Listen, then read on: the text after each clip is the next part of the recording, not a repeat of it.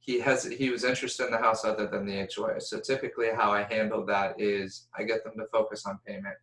HOA, yes, most people prefer not to have HOA. And you isolate the objection, say, other than the HOA, would you be interested in the house? Absolutely. Okay. That's what I So did. Yeah. That's good. exactly what I did. I said, hey, so based on what you're looking for, is this kind of a house, the layout of the house, exactly what, you'd feel comfortable with? And he said, yeah, no, the house is great. It's the HOA that I'm not happy with. And I just I don't want to deal with that. They implement regulations and all this. And I said, okay, that's fine. Then we'll keep looking. Good. Oh, Okay. So that's what I was waiting to hear. So he said they implement regulations, right? So he you didn't like. want to find out some more of why that's an issue. What types of regulations are you concerned with? Is it the painting of the house? Is it renting the property out? What is it that you're concerned with? So just dig deep. Um, it's tough. So this market's super low inventory. So if it's, I just don't want to pay that extra 140 bucks a month in HOA payment. What I'll tell them is like, look, if you move to certain places in Wood Ranch, almost everything has at least $100 something HOA, right? And it's just to be in Wood Ranch, to be in the community.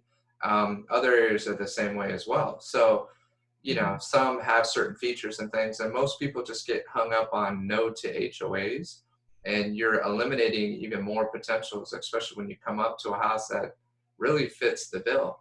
Um, right now, homes are typically going out quite a bit over asking, so that one is dropped. They went from 815 down to 799.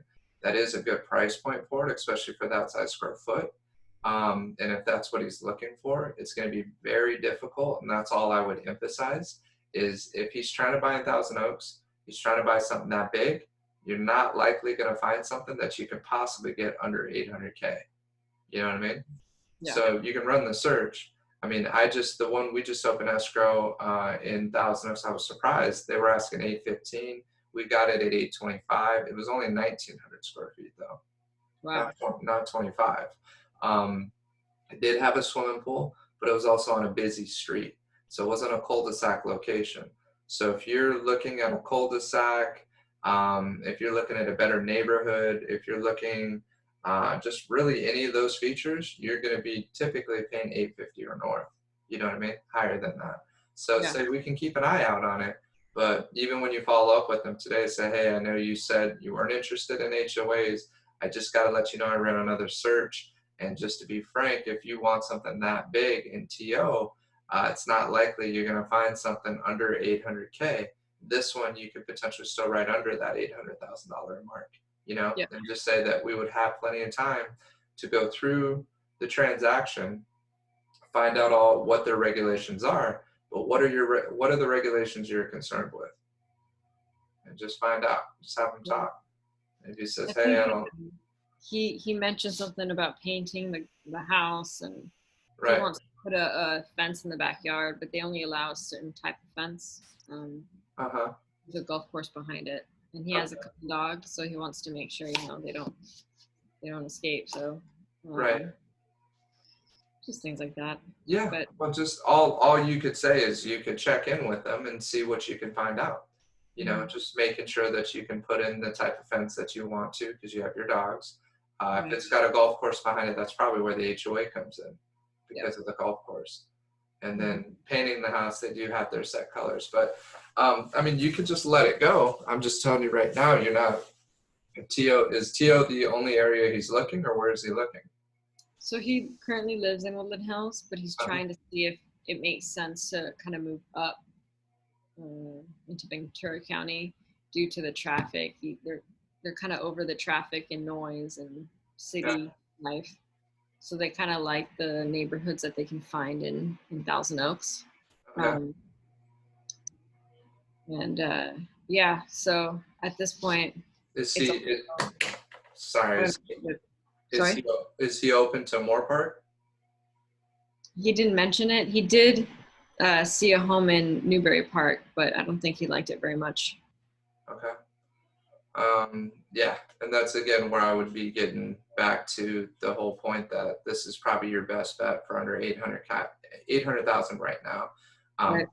But say even that being, you could even use that as the catalyst and just say, so say it was the perfect house, say it didn't have the HOA and you wanted to pull the trigger right now, we need to make sure that you have your ducks in a row. So if you can do me a favor, reach out to David, speak with him, make sure everything's good to go, get a pre-approval letter, find out where your comfort zone is in terms of your monthly payment and what purchase price that puts you at. And then we'll refine the search, make sure we find the home that you're looking for. Okay. Mm-hmm. So just use it as the catalyst to say we need to have our stuff ready. So when we find the right home, we can pull the trigger because the good ones are just moving too fast. Right. Right. Okay. The other ones that are sitting on the market for a little bit, you got a little bit more time, but either way, you need to have that ready to go. Just say, David, somebody you trust. You got another guy, Jason, that you also trust as well. So, depending on who you connect with, and just be straight up with me. If you don't connect, not everybody connects with each person. You got to trust your agent as well as your loan officer. Just know these are both reputable people, in the industry. Okay. Cool. All right. So yeah, just trying to spend a little time with you on it because in my opinion, these are some of the best training opportunities. You know what I mean? The quicker that you can see how to put it together. I don't know, no matter what the situation is in front of me, like I'm going to stretch it or, either kind of, I don't know, for the most part, people will just follow my lead. Like they'll just get to it, but I won't just leave it as showing them property and then just being done with it. Even if they come up with a reason why they're not moving forward on it. Right. Sergio and Annabelle, they're a good example. So I just started with them. They were referred to me from another past client, but I can tell the husband was pretty skeptical with me and just a little like his guard was up. Wife was a little bit more outgoing. We walked into a Todd Ranch property. They had shared with me roughly what they were looking for. Todd Ranch is in Ventura. They're a little bit smaller, good neighborhood, but they're like PUDs. They're all connected. They kind of look like apartment style, even though they're up and down townhouses. So you own both parts. Not the most attractive, but they got a 1-car garage, a carport, and then usually a space close by. So we go through the place. I can tell they didn't love it, but I wanted to hear their feedback. So they were ready to just walk out after we were done. And I stopped them. And I just said, so, I could tell that this wasn't the guy to have house, right? And they're like, no, definitely not. Well, tell me what about it, did you not like so that I know for the future? Well, we didn't like this. We didn't like that. We didn't like this. I said, because what you shared with me, because there was another home. So that one, let's say, was at about $440 with a $300 HOA. The other one that they really liked was at $500 with about a $200-$300 HOA, but it put their payment at about $3,200 a month, and they really wanted to be under $2,800 a month, right?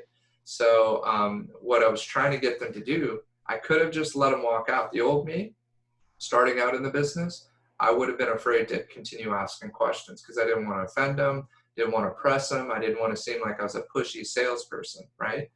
But the me that I know now, I'm not going to go out and drive and show property. I'm not going to go spend time and go out there and go through the motions if somebody's not at least going to explain to me why they're not considering a property that is within their comfort zone, right? It's a reality conversation now. So because they wouldn't write on the other one because it was too high, and they did write, but they wrote low, and they wouldn't move in payment. And I could have closed them on that property that was over by Saticoy, closer to the 500 mark. But this other one was way like beneath them.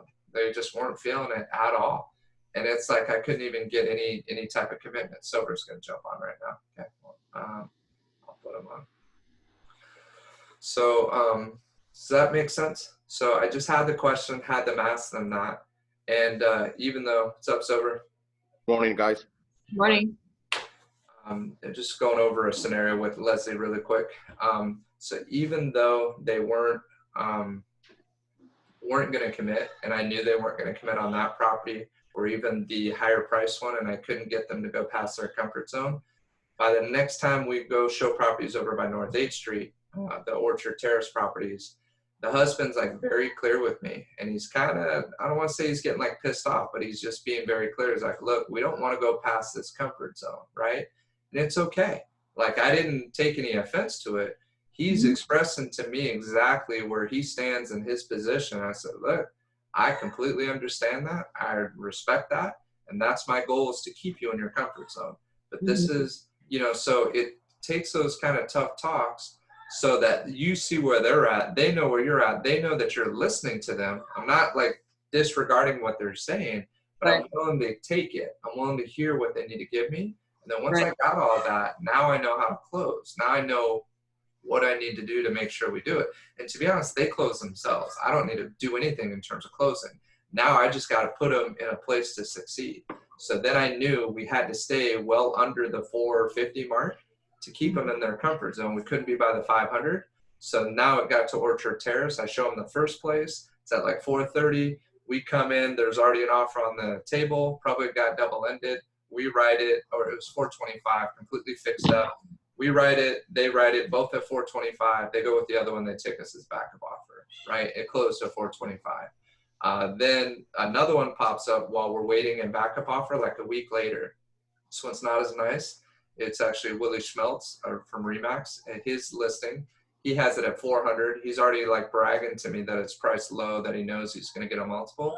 We write 405. He's telling me he thinks it's going to go out about 415, but he knows 418, 420 is crazy, right? So we're having a lot of conversation, but more of this one is a conversation I had with him and setting it up so that I could close. I had an FHA buyer. He got an all cash. He got conventional. He had 6 offers. He takes my FHA offer because I sell him on, doesn't matter what all these other people do. I'm the best one for the job. I'm going to get this done. I'm working with Jason Harrelson. So everybody else is telling what you want to hear. Then I also found out, and I asked them the question, what's your seller situation? Well, she wants this one community that she wants to buy that it's almost impossible to find it. I said, so flexibility is important to you. Absolutely. I said, okay. So why don't we do this? I said, do you got a home of choice? No, it's a standard sale. She's willing to rent. I said, but that's a lot of pressure. You already said it's hard for her to list this house. I said, so why don't you do the SPRP, seller purchase or replace? I'm basically doing his job for him. Then I said, protect it on the front end, give her 17 days, then protect her on the back end and give her a 30-day rent back, right? So no other agent is asking him about this or trying to show him how to do what's going to be best for his seller. They all want to not only try to get their offer accepted, but they don't care about the seller. They just want to be able to move in and close and then make sure it's done. I'm willing to roll the dice. I know I got FHA. I know that we need to show them that we're as flexible and that I'm the agent that's going to work with them and be able to coach my clients to a smooth transaction. So Right. sure enough, we get it. And we got it at 410. He was trying to push us to 415. My clients only went up 5,000. So we only went up to 410. We get the offer accepted. We also, we got the asbestos ducting completely removed by the hazmat team or whatever and done the proper way. We got termites done. So we still got things done. Even a multiple offer situation, it all worked out. They find the house in like 2 weeks instead of 17 days, or maybe it was about 10 days they found it.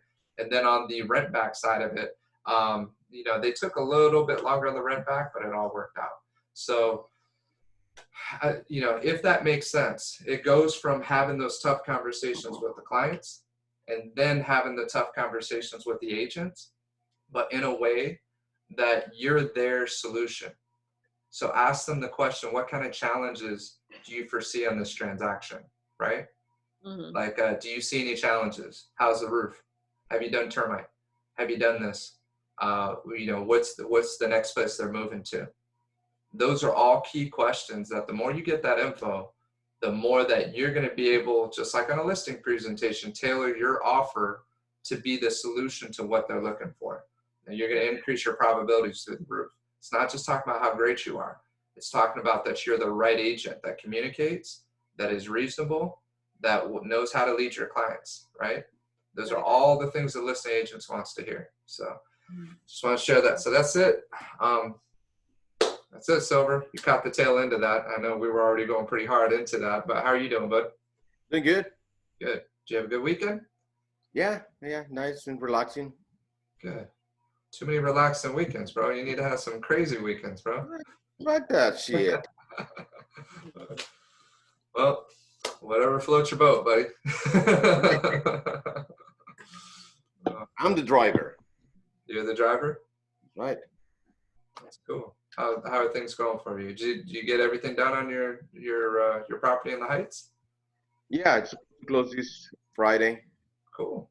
but everything's been done. We're just waiting for lawn dogs. Nice. They should come out today or tomorrow.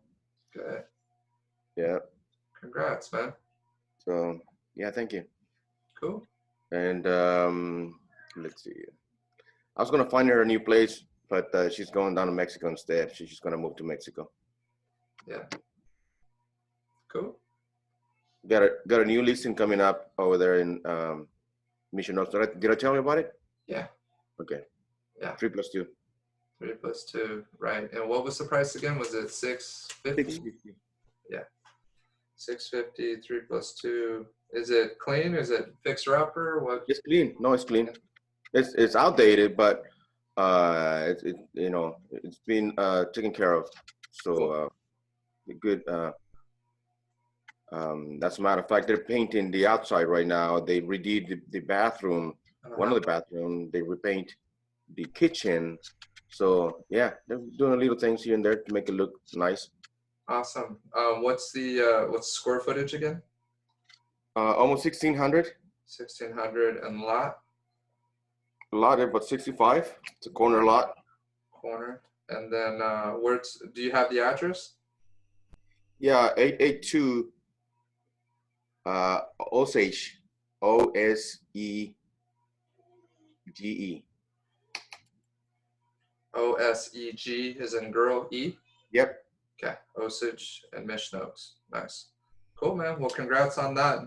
When are you guys planning on going live on that one? Hopefully in about a couple of weeks.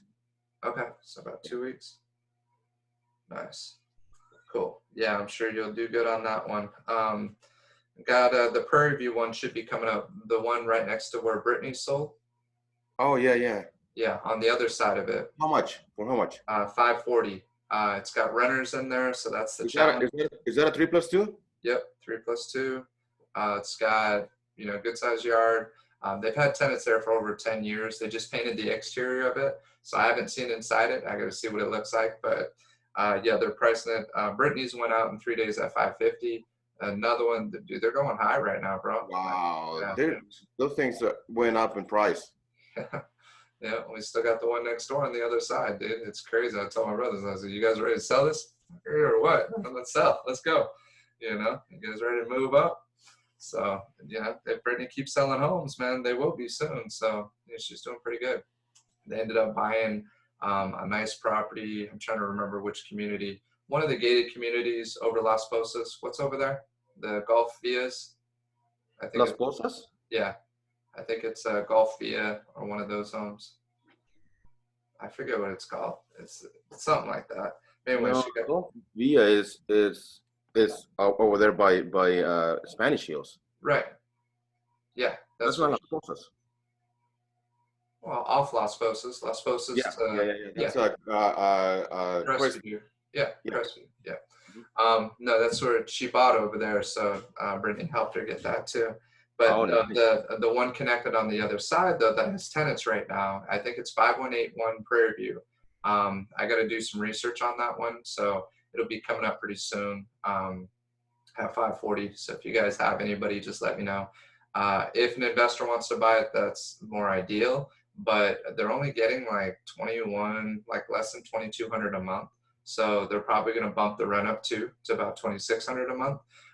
The going rent out there, I mean, you could probably get 20, 28, dude. To be honest, I got 2,650 like a long time ago. So they're probably even higher than that, but they've had these guys for a long time, and it's a good family that lives in there. So I know they're kind of dreading having the conversation, but that should be happening probably in the next week.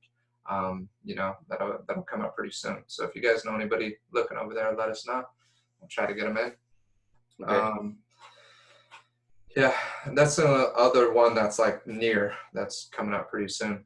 The other ones, I got to reach out to them, see what the mobile home in Ventura and some other stuff. But Hey, whatever happened with that listing that you were gonna get over there in Woodland Hills, the fixer upper that you said was around 700,000 or something. Trying to think. One I didn't get. One they went with somebody else. Yeah, that fixer didn't get that one. Okay. I don't even know how they got my number. Supposedly he knew a guy from realtor.com that ran analytics, and my name popped up as the first one or whatever. So that's how he got my number and reached out to me. And I had a good meeting with both brothers. I But remember you were two brothers. yeah, but I could tell that they didn't like my plan with it, and it had foundation issues. There was cracks going through the windows, through, like, you could see where the tree was lifting part of the house up. So I told him, I said, if you're going to do this, you need to price it low, create a multiple offer, sell it as is, and they didn't like that approach. I really wasn't going to stick my neck out there for anything else. Like Ken Gretsch and other people told me, oh, dude, you could have went higher, and I was like, fuck that. Like, I'm not taking that chance. Excuse my French, but it's just too much liability out there. You know what I mean? To be associated with that if they weren't going to follow my lead. So, is what it is. Thanks, dude, for bringing up the one that got away, bro. I appreciate that, man. gotta stay humble, right? Yeah, whatever. It's all good, brother. What else was I gonna say? No, let's. So it's 9:47. Let me send you guys some leads if you guys want to make some calls real quick. I do got to get off here shortly, so we'll just try to pop a few of these, and then just send these over.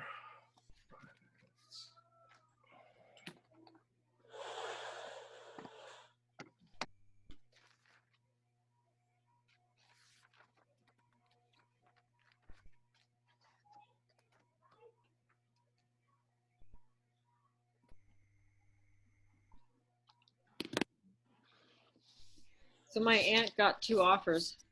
Oh, cool. Congrats. How'd that go? Good. We're in the process. I'm going to present them to her Nice. today. Do some multiples.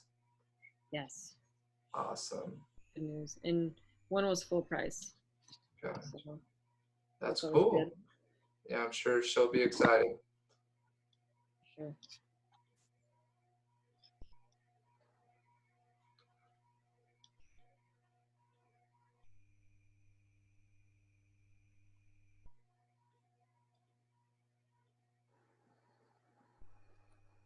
All right, just sent you both some leads right now, the most recent ones.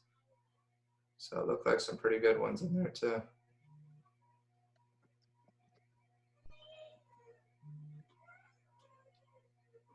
What? Someone just called me. Well, one that I sent you, Leslie, is Lynn Laframboise or whatever. She's online right now. Okay. Perfect. I'll give her a call. You know what? I have to give this person a call. I don't know who it is though. Yeah, no worries.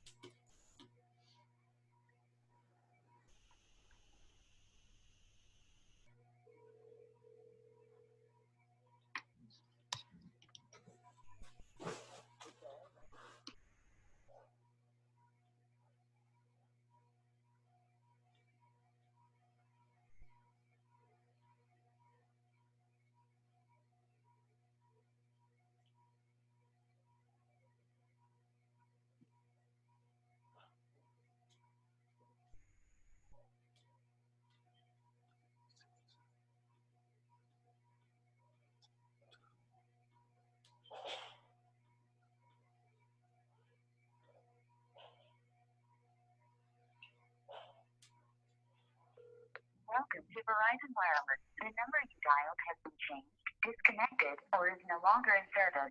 If you feel you have reached this record.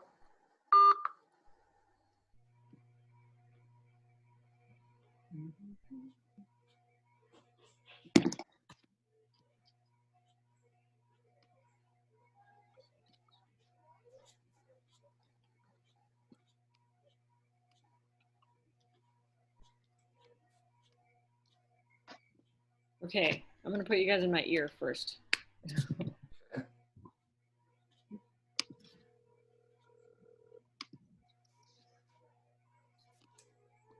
Hello? Hello, good morning, Rocio. Yes. Good morning, Rocio. My name is Silverio Martinez. I'm with Century 21. How are you doing today? Good, thank you. Great. Rosillo, the reason why I'm calling you is because noticing that you have signed up on our real estate website, and you might be looking for properties to buy. Tell me, how can I help you find what you're looking for? I was just kind of browsing for now, kind of see my options, my budget. It was more like exploring what's out there right now. Great idea. That's how you start. You start seeing the prices out there. You start seeing what's available in locations and stuff like that. I do come across some really good deals sometimes. So if you're looking for a good deal, if you tell me what you're looking for, I can hit you up when I come across some good deals. Would that be okay? It's fine, yeah. I would be like a first-time buyer, so something. I was thinking to start with like a condo. So that's just kind of like what I'm looking for, more on the like Gonzales area. Okay. It's kind of like a real, we consider it a real school district. Okay. So a condominium, are we talking about 3+2, 2+2? How much? It could be 3+2. Condominium or 3+2. Is it just yourself, your husband, anybody else will be involved in the loan? No, just myself. Just you. Okay, perfect. There are some good programs too for first-time home buyers, and the interest rates are really low right now. So here's the thing. If we can find something, maybe we can talk to a lender too to find out where exactly you are with, with the money, how much money can you borrow, and then depending on that. But one of the most important things that we need to pay attention to is how much you can afford monthly. We need to focus on that, your monthly payments, because you don't want to buy something that you're stressed out every month. Thinking about where the money's going to come from. You know what I mean? Mm-hmm. Yeah. So yeah. Okay. Would you be fine if I put you in touch with a lender to see where we at with that? And I mean, it's free information. You don't have to do anything right now, but at least you know where what you need to do if you're not capable of doing it right now. At least you know what's next. What do you need to do in order to be qualified for a loan? Okay, sounds good. Perfect. Rosillo, what's the best time that the lender can call you? What's the best time for? It could be like around like 2. Around 2. Let's see. Okay. Let's see. Let me read your email. Is that srosillo3@gmail.com? Yes. Perfect. I will have that person contact you. I'm gonna send an email, introducing both of you guys, so we'll all be in the same chat and email, so it'll be easier to communicate. Okay. Okay, sounds good. Perfect. Rosillo, thank you very much for your time, and I'll talk to you soon. Okay, thank you. Okay. Bye.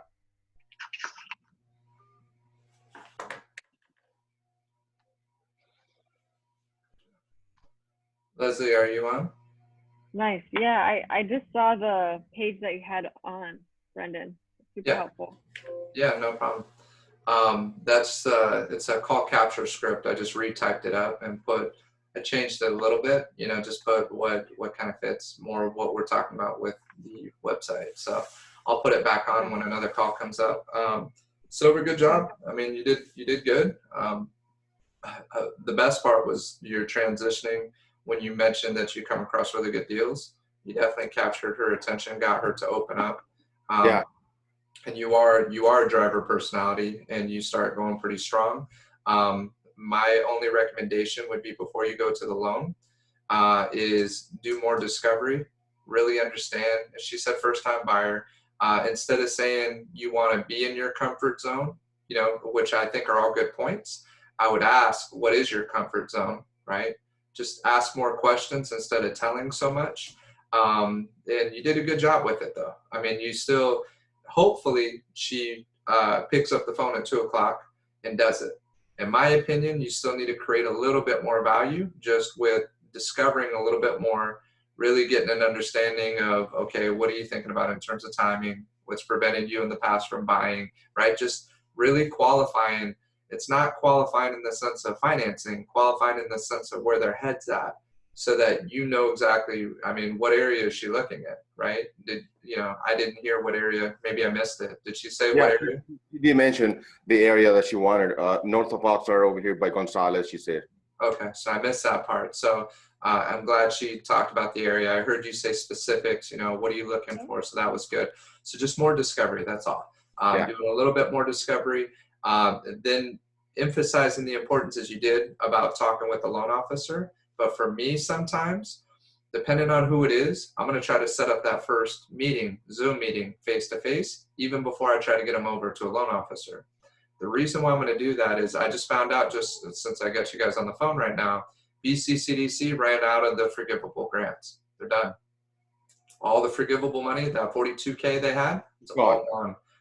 Now all they have is Cal Home, which is 3% simple interest. So they can still give you like $30,000 down payment assistance. Nowhere near the same power is that $42,000 forgivable money that is forgiven within the first 5 years. So all that money is exhausted. So you're going to have to wait until almost next April before the next batch is going to become available.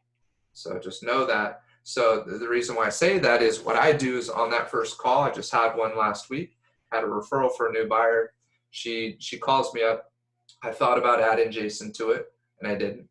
And I'm glad I didn't, because when we go through it, I know what questions to ask. I know what to, how to qualify them. I know how to get talking about their income, their debt,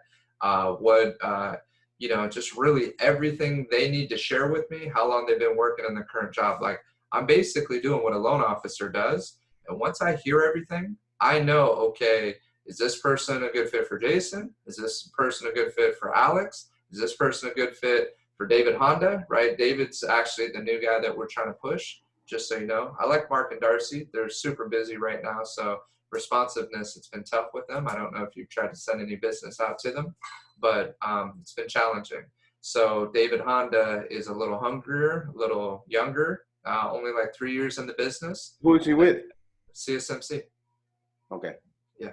So he's, Leslie's already connected with him, but if you want somebody who's super aggressive, this guy's aggressive, and he's a good up and coming guy. And he's just like when I was out showing property, I literally saw this guy at every open house between Thousand Oaks all the way out to River Park.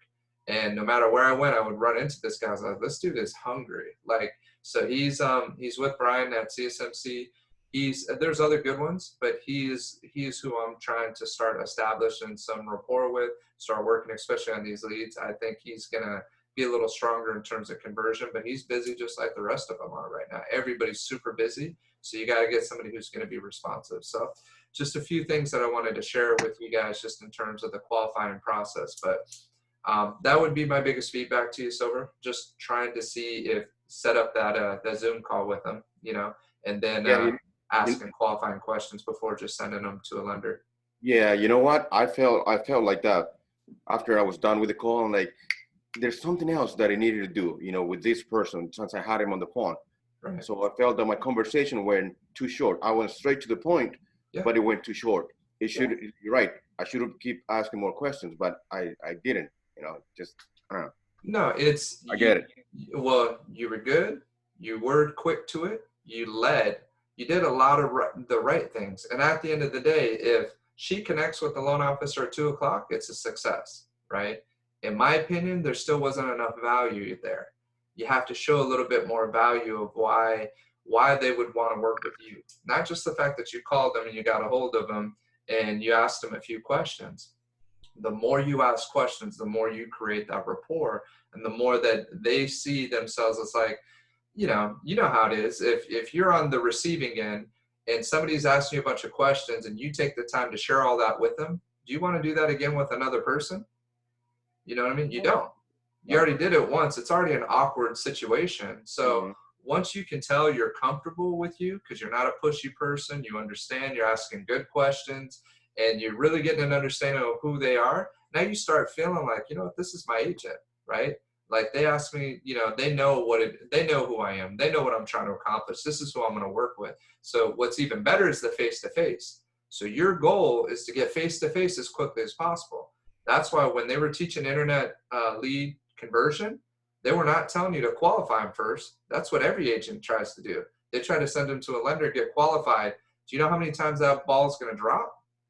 But now if you go and just start showing them property, now you meet them face-to-face. Yeah, they're probably not ready, but who do you think is going to have a higher conversion ratio? You meeting them face-to-face, talking to them in person, showing them a couple homes. Yeah, you may have wasted your time. You may not have. They may be great. Now you've met them face-to-face, and our stats show that 2/3 of internet buyers will work with the first agent they meet. So what's more important, trying to get them qualified or trying to meet them face-to-face? It's meeting them face-to-face. Yeah. For me, a Zoom call is as close to face-to-face as I need to get, where I don't have to go run out there and show properties. So my go-to is, okay, we're going to do a Zoom meeting at 3 o'clock on Thursday. Does that work for you? 2 or 3 o'clock? 2 o'clock works great. And this is literally how the last referral came in. And I was late on responding on her text. And I apologized. I said, hey, look, I was showing property all day. Said, saw Tuesday or Thursday works for you. You know, I got 2 o'clock and 3 o'clock. Which time works? She said 3 o'clock. I said, perfect. So I did Thursday at 3. I did my first call with her. I had 50 minutes with her on the Zoom call. And I do my home buyer workshop on that call. I teach them through the process, and I ask them a lot of questions. So if they're not answering, I'm teaching.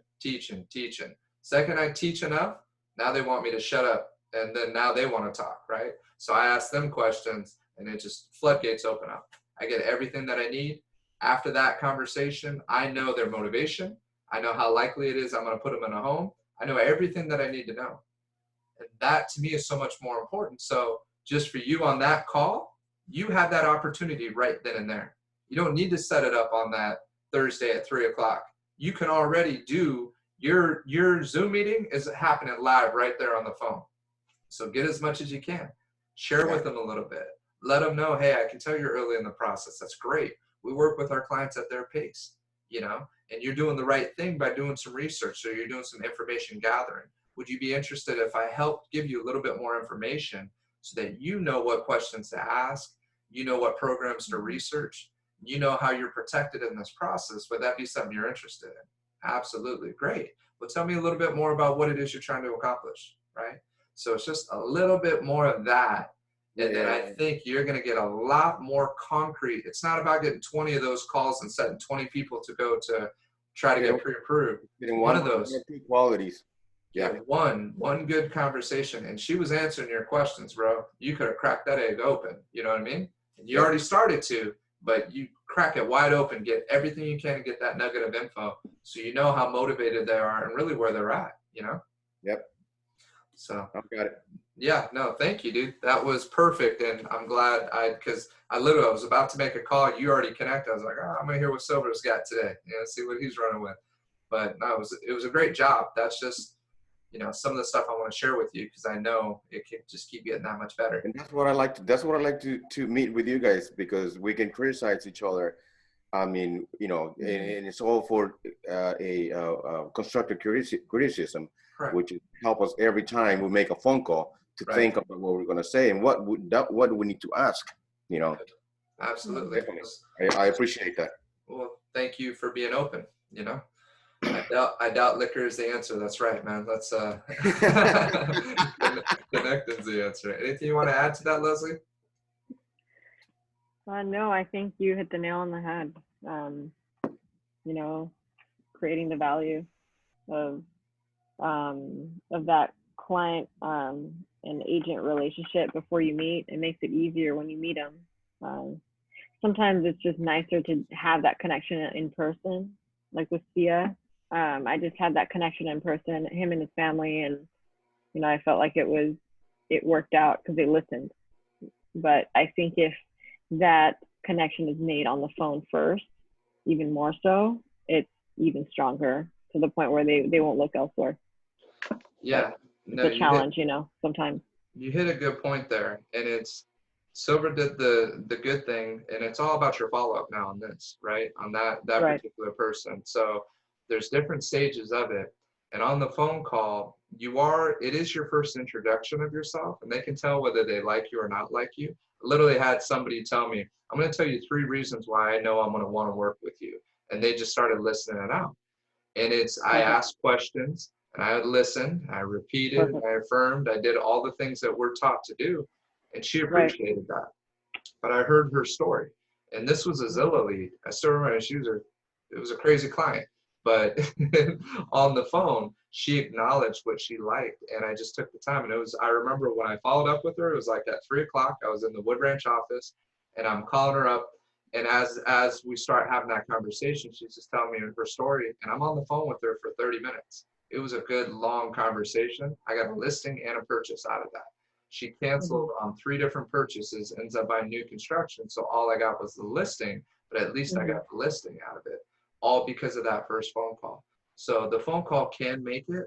More of the time, what I have found, because there's other people I'm thinking of, that I just went quick to, just like what Severio did, I went quick to setting the appointment, right? And all I did was they wanted to see a house. I didn't ask them if they're qualified. They're looking at 800,000. I didn't ask them, have you worked with a loan officer? Are you working? Those are the 2 questions. Have you worked with a loan officer? Are you pre-approved? Are you working with another agent? That stuff's not coming up on that first call. They say, hey, I want to go see this property. So once I set that appointment up, I'm thinking of this one in Simi. This led to another listing purchase. I go show the property in Simi. It's out Scandell's listing.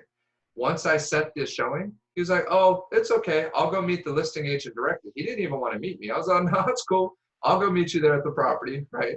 So I go meet him, and then I start shaking their hands, and I'm listening to Tom Hopkins at the time. Tom Hopkins talked about when you show the property, give them their space. Give them a few highlights of the property. Okay, 3-bedroom, 2-bath, 1,200 square feet. It's listed at, 650 or whatever it was, right? And HOAs are this. Feel free to check it out. Let me know what you think.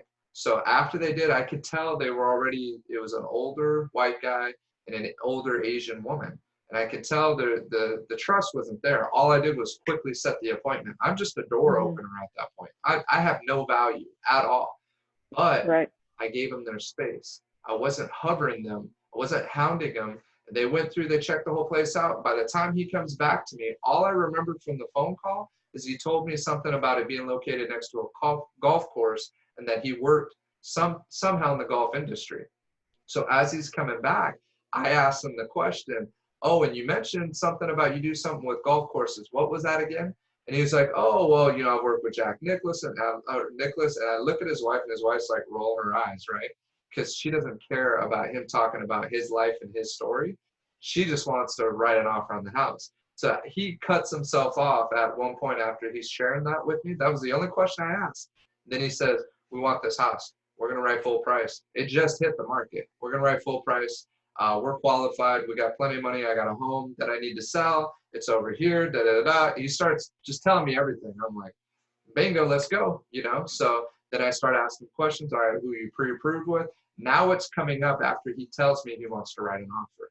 So just share it with you, because again, it gets down to don't overcomplicate it on the phone, right? If they're going to they want to see a property, set the showing. Just get it set up. And they weren't 8, they were about 650 is what that property was at. But I just went there and showed it. The house sold itself. I'm there at the right time at the right place, and I wasn't pushy, so they could tell that they could at least ask me some questions. As long as I don't choke under pressure right there, I'm good, and that's really all that happened. And then I got their offer accepted. I put a short expiration, and he still never committed to listing his house with me. But once he saw how I worked on the buying side, then he said, hey, this other guy's been hounding me for a long time, so I got to interview him. But I want you to tell me what my house is worth too. Can you come out here on Monday? This was on Friday. Can you come out on Monday and tell me what my house is worth?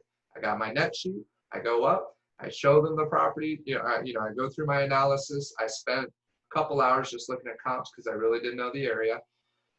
It was probably like 3-4 hours the night before. So I knew I was prepared. And then he said, what do you think it's worth? I said, this is the number. This is the range I see it at. I said, you got a great house.